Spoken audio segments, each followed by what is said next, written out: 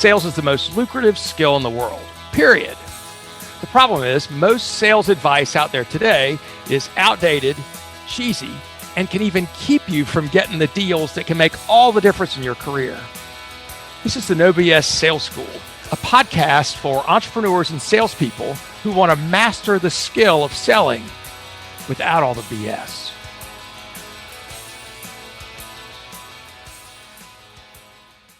Listen, if you're like me, you hate doing admin crap. Number one, because you're not good at it. And number two, because you know it's taking you away from the stuff that actually makes you money. So why are you doing it? Do what I did. Go to worksby.com right now and let them pair you with a real executive assistant. Once I started working with Cheryl at Worksby, my income went up 40% in 1 month, and my working hours went from 70 down to 40. It's a game changer. Go to worksby.com right now, book a call, and tell them Walker sent you. If you do, you'll get 2 extra hours of service for free as a bonus. So if you're ready to finally stop doing the stuff you hate and focus on the stuff that makes you money, go to worksby.com right now. That's WORXBEE.com. Tell them Walker sent you, and you'll get those 2 free hours. Welcome to the No BS Sales School podcast. I'm your host, Walker McKay. I'm super excited today to have my friend Tom Brissetti. Tom is the solo backpacker and sales guy that runs his own sales consultancy called Sales Team Go. He helps B2B startups streamline their sales teams. He's a big risk taker, and his successes, failures, and straight up tell you like it is approach helped him realize the best path forward was to ditch the corporate ladder and build his own consultancy, which he launched about a year ago. Your path sounds very familiar to me, except for the backpack around the world thing. So anyway, welcome to the show, Tom. So glad you're here. Hey, Walker. Thanks for having me.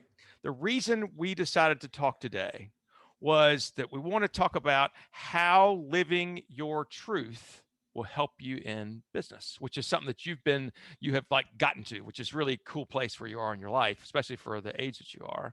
Take 2 minutes and tell us kind of how you got to where you are now. Sure. And all I'd say to that is that, it is an ever evolving process for sure. It's something that you always have to work on. It's something that I, have consciously spent a lot of time working on, and we can get into that. But I'm 31. My 20s were filled with a combination of sales roles and backpacking. So kind of alternating. I went on a trip, then I had a sales role, trip, sales role, and now I'm starting my own company. My first sales role was at Yelp, smiling and dialing over 100 times a day, learned maybe 90% of what I really feel like I've ever learned in sales, doing that, calling to small businesses. My next experience was at a much smaller company, the complete opposite end of the spectrum, startup that I started, that I started with had about 8 people, and I grew with it to about 40. Wow. Before Yelp and after Yelp, and then after Luster, I went on these 3 to 4 month long backpacking trips in South America, Europe, Southeast Asia. And, those 2 things combined really tell my story, and, we can get into it, but I'm all about taking advantage of opportunities that are in front of me. And I think that when it comes to, living your truth and what that really means, at the end of the day, it's all about a pursuit of happiness and making the decisions that you make as steps to reach that ultimate goal of just, being happy, not to be super cliche right out of the gate, but what are the steps and what are the actions that you can take that's going to make sure that you, at the end of the day, are, happy when you go to sleep and happy when you wake up. It's going to sound like maybe a silly question, but how did you come up with, where did the light bulb go off as far as the living your truth thing? What was the trigger in your mind about that? It's interesting you ask about the light bulb, because when I often think about when the actual light bulb went off for Sales Team Go, I was in India last year. I was in this place called Hampi, India. Amazing place. I was there for like 8 days. It was tremendous. And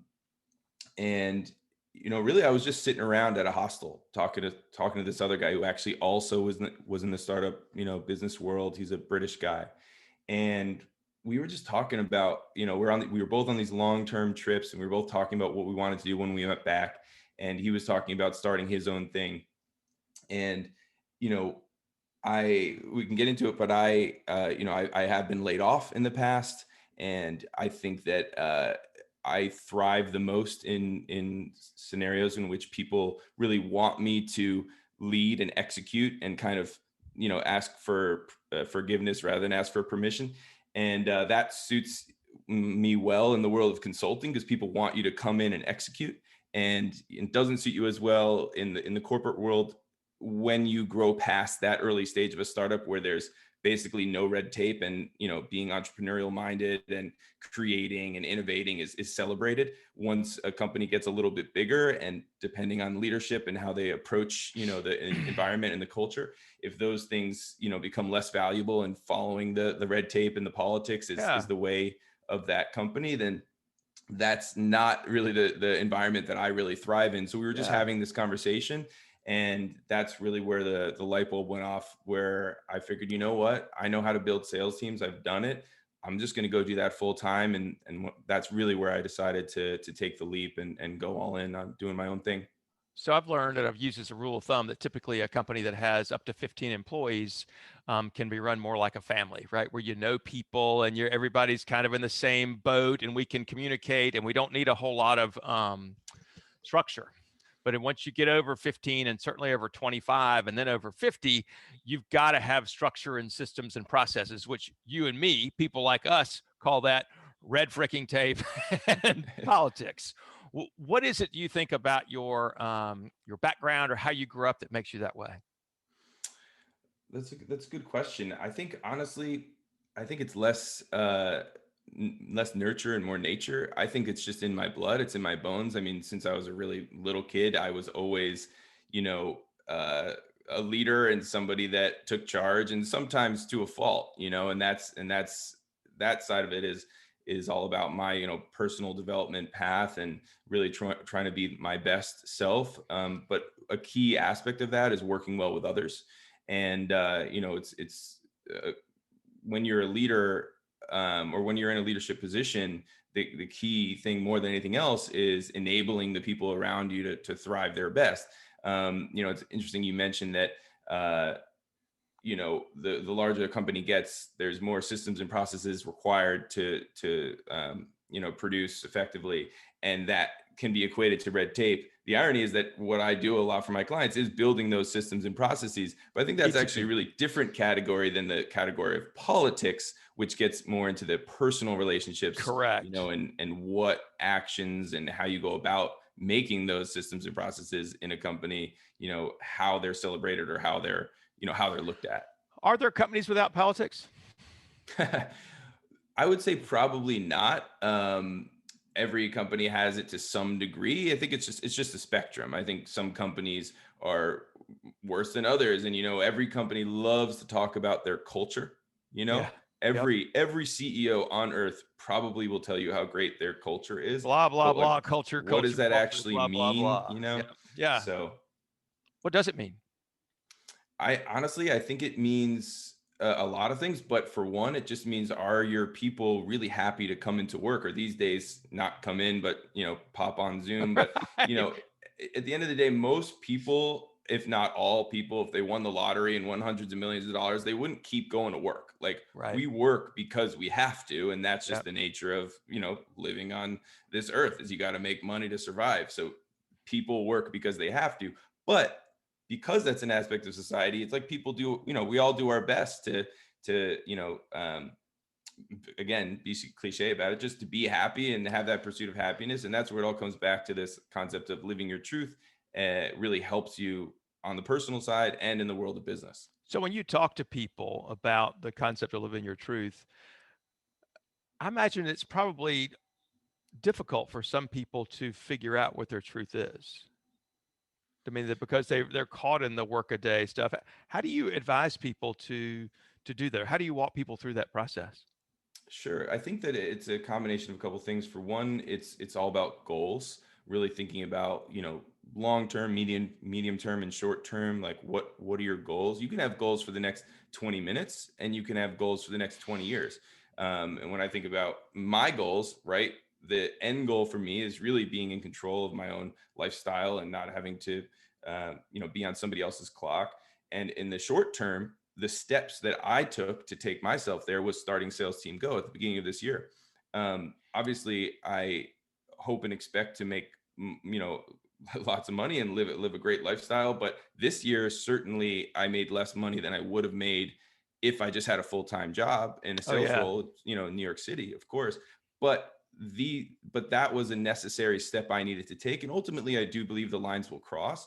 But more than anything else for me, when I think about what my truth is it's all about that lifestyle. It's all about feeling free and feeling able to make my own decisions. So if I, were to talk to somebody else about that, I would really try to get in on a personal level. Really, what ultimately is what state do you want to live in that's going to really enable you to live your best life?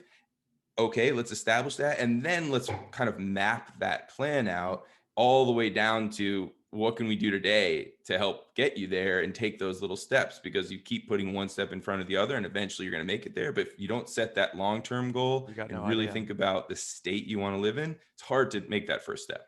So a lot of people, they see their progression as being very similar to what their parents had, right? They see what is normal as what, this is what my family has always done. How do you help somebody look out beyond that? I mean, how do you help somebody look up and say, you realize there's a whole broader world out there? And I tell you this from honesty. I have a coach that challenges me all the time, and he said, tell me, who is somebody you admire that you'd like to be like? And my first response was my dad.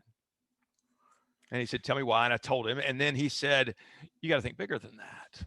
I want you to think outside of that scope of your father. But I think that's a trouble that a lot of people have. Tell me your thoughts about that. So a couple things. For one, both of my parents think I'm totally crazy. Yeah, mine too.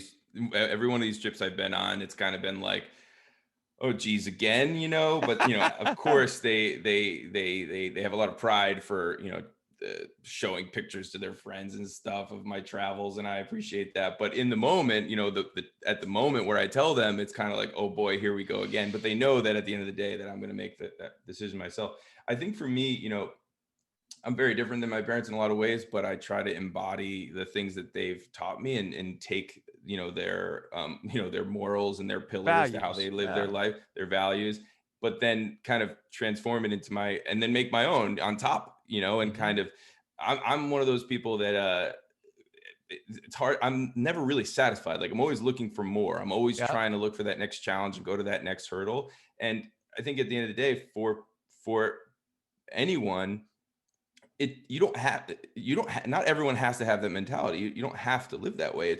There's plenty of people out there that prefer the safety of having a full-time job and insurance and a paycheck every 2 weeks, and there's really nothing wrong with that.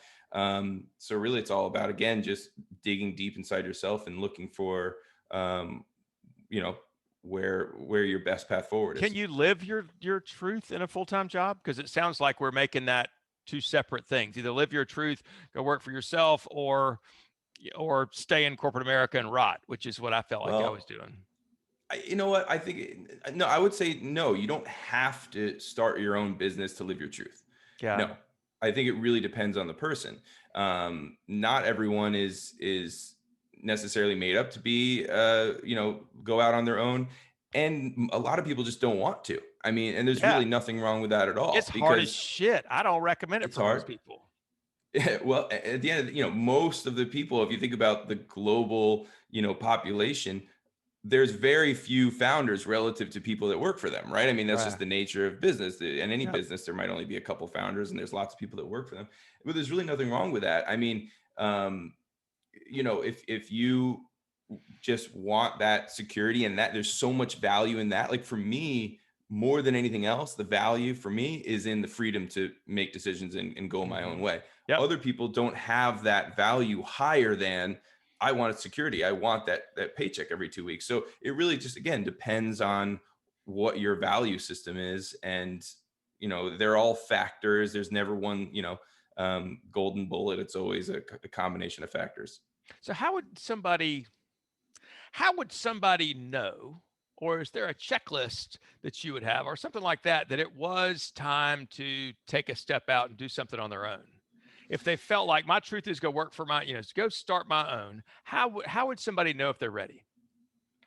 Well, realistically, they won't be ready. Who's ready to go work out on their own? I wasn't ready, but you got to just go do it. 100%. Yes. So I think ready, what is that word? If we really unpack that word ready, you asked the question, when are you ready? Well, you might never be ready, but that doesn't mean it's not the right time to go do it.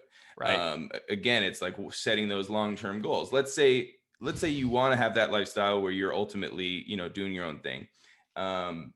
And you think about it. Where you would trade in your 40-hour job with plenty of security for a 90-hour a week job with no security. Right. And you think about wanting to reach that state. The first step for you, the next step might not be leaving your job. It might be staying at your job for another 2 years, 5 years, go getting another role, getting more experience, padding your resume, whatever it is, making more connections before you take that jump. Like, it doesn't necessarily mean that the next day you need to go, make that dramatic life change. It just means you want to feel like you have direction. And I feel like, do you feel like you're called to it? Do you feel like you're almost called to be an entrepreneur like you are? Sorry, say that again. Calling that you felt? Is there a calling that you felt to become an entrepreneur? I think I've always felt that.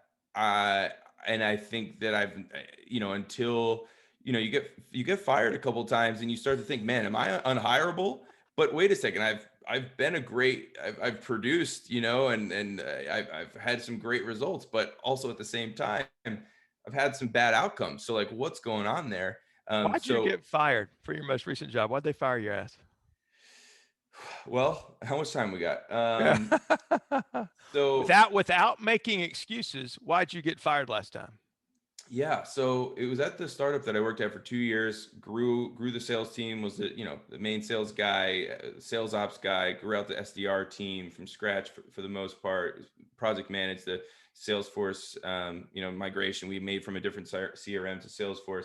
And the probably to sum it up in one word was politics.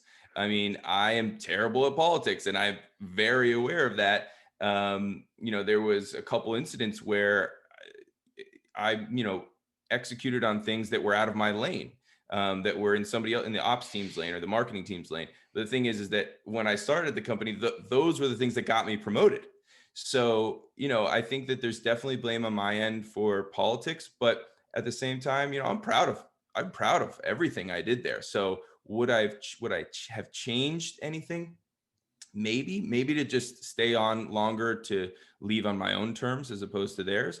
But, leaving that company led to me, spending 6 weeks backpacking around India and a month in Sri Lanka and another month in Indonesia. So I'm not really that sad about it. Here I am. I've launched my own business. I've had great success in 2020, and I'm hopefully lined up to have a great start in 2021. So all of it is part of the path. But yeah, I mean, that it's hard to sum it up in one word, but if I had to, politics. So what advice would you, and this is a slightly different take on this, and I get the impression, I don't know this for a fact, that you are single, no family, no children. Well, single, not married, but I do live with my girlfriend. Okay, got a girlfriend. So, and she works, she has a job. She's not counting on you to take care of her for that. That's correct. Yeah. Okay. Oh, yeah. So what advice would you offer to somebody, as somebody who's been through this a couple of times, who has gotten fired? Keep your head up and, just, again, come back to the theme of the show, right? Live your truth. What are the steps that you can take to get you there? And, for me, part of those steps was bounce. Like, I just wanted to go to the other side of the planet, literally the polar opposite side of the planet, and just live, right? And when you solo backpack, there's really no greater freedom and experience than that.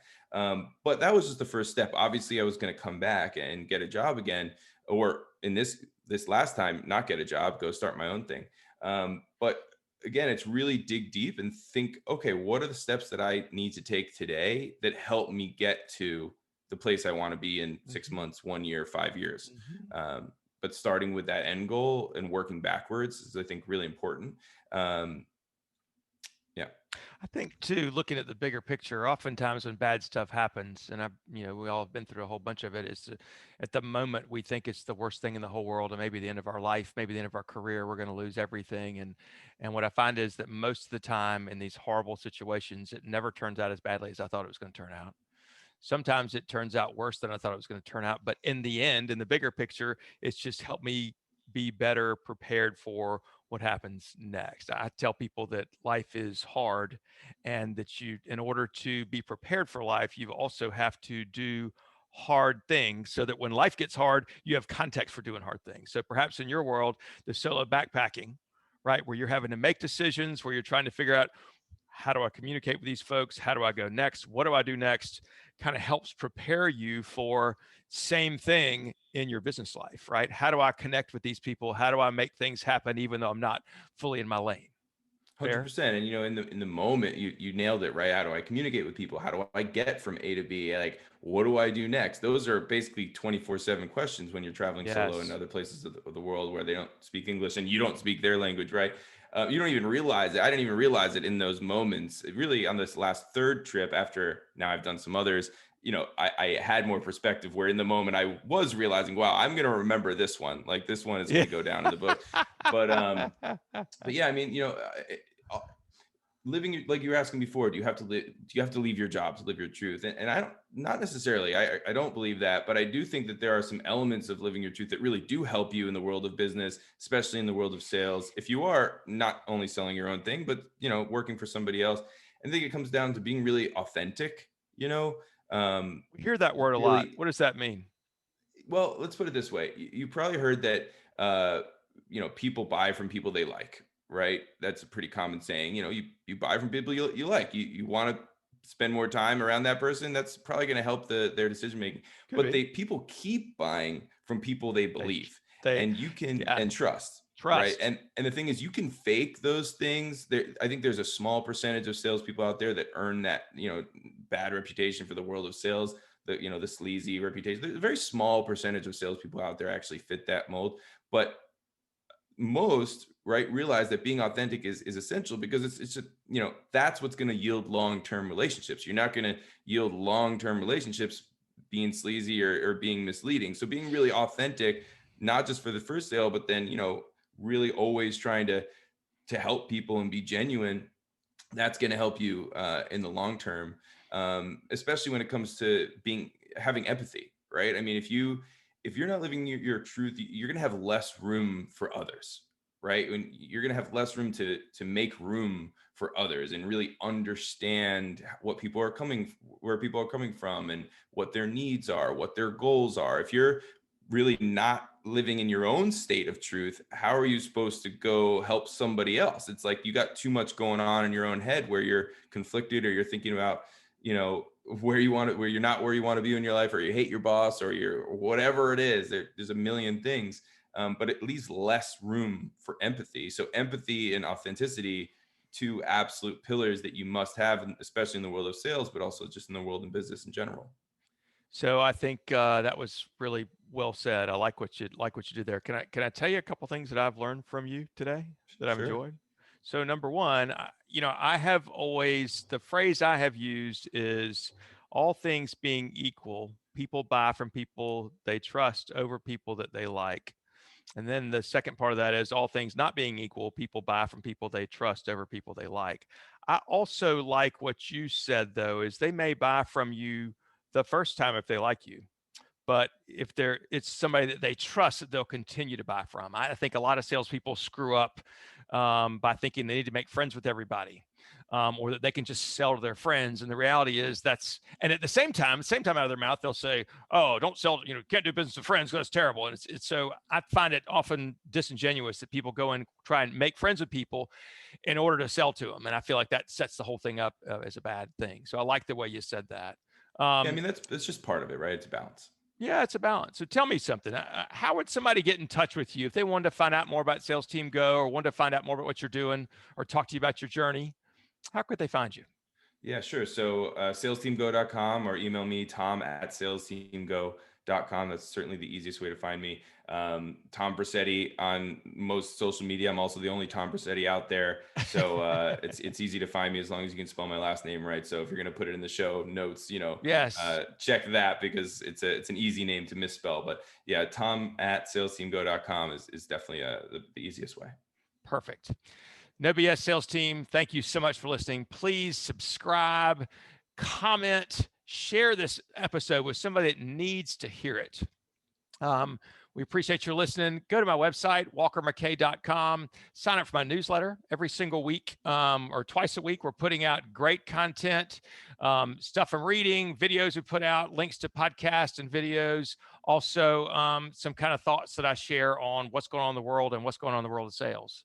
Tom, thank you so much. I really appreciate you being here with us. This has been a fun conversation. I know people get a lot from it. Appreciate it a lot. Thanks for having me. Yes, sir.